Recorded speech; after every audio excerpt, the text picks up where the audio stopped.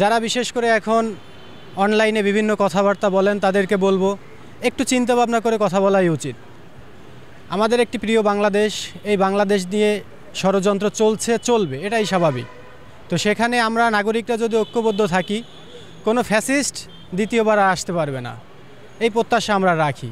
তো সেখানে নিজেদের ভিতরে এই কে হচ্ছে মাস্টার মাইন্ড, কে হচ্ছে বিভিন্ন বিষয় নিয়ে যদি আমরা মতানৈক্য সৃষ্টি করে নিজেদের ভিতরে ফাটল তৈরি করি, আশা করি এতে ভালো কিছু বই আনবে না।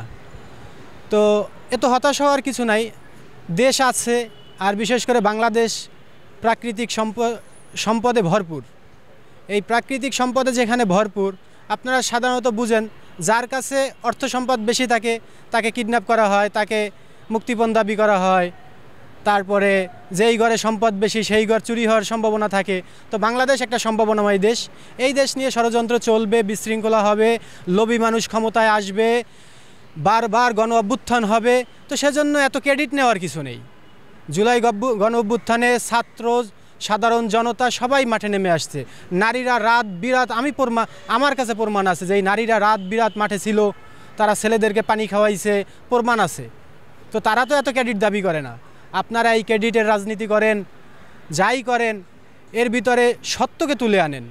আর আজ আমাদের সাংবাদিক ভাইরা তাদের সত্য প্রকাশ করতে গিয়ে, মাদকের বিরুদ্ধে কথা বলতে গিয়ে তারা দেখা যাচ্ছে তাদের খুনের শিকার হতে হচ্ছে, লাঞ্ছনার শিকার হতে হচ্ছে, এমনকি তারা বৈষম্যর শিকার হচ্ছে। কোন বিটের কে সাংবাদিক, এই ধরনের বিভিন্ন বৈষম্য সৃষ্টি হচ্ছে। তো এ দিয়ে বারবার আমাদের সমস্যার সম্মুখীন হতে হবে। আমাদের দেশ আগাবে না। যদি দেশ আগাতে চাই, আমরা ভালো থাকতে চাই, তাহলে আমার একটাই আহ্বান, রাজনীতিবিদ হন, সাধারণ জনতা হন, প্রত্যেকেই দেশপ্রেমিক হন। দেশ আমার ভালো থাকলে আমরা ভালো থাকব।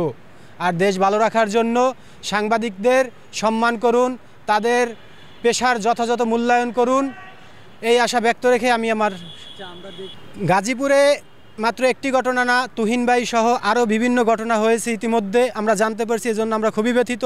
এজন্য প্রশাসন এবং সাংবাদিক সংগঠন, জাতীয় প্রেস ক্লাব হোক, রিপোর্টার্স ইউনিট হোক, এছাড়া বিভিন্ন নামে যেই সংগঠন চলে, আমি তাদেরকে বলবো আপনাদের কাজটা কি? সে আপনার প্রতিষ্ঠানের সদস্য না বিদায় কি আপনি তাকে কোনো ফ্যাসিলিটি দিবেন না? তাহলে তো আপনার সাংবাদিক দরকার নাই।